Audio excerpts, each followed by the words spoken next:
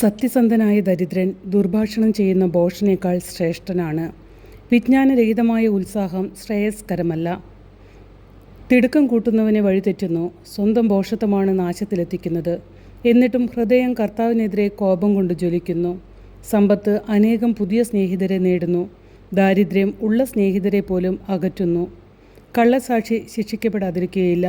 കള്ളം പറയുന്നവൻ രക്ഷപ്പെടുകയില്ല. ഉദാരമനസ്കൻ്റെ പ്രീതി നേടാൻ പലരും ശ്രമിക്കുന്നു.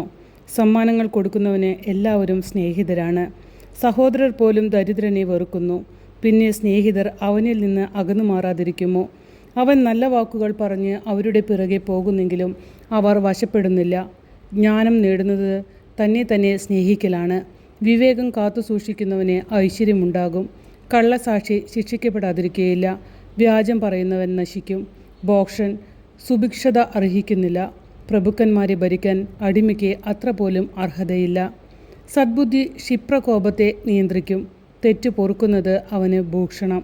കർത്താവിൻ്റെ കോപം സിംഹഗർജനം പോലെയാണ്. അവൻ്റെ പ്രീതിയാവട്ടെ പുൽക്കൊടിയിലെ മഞ്ഞുതുള്ളി പോലെയും.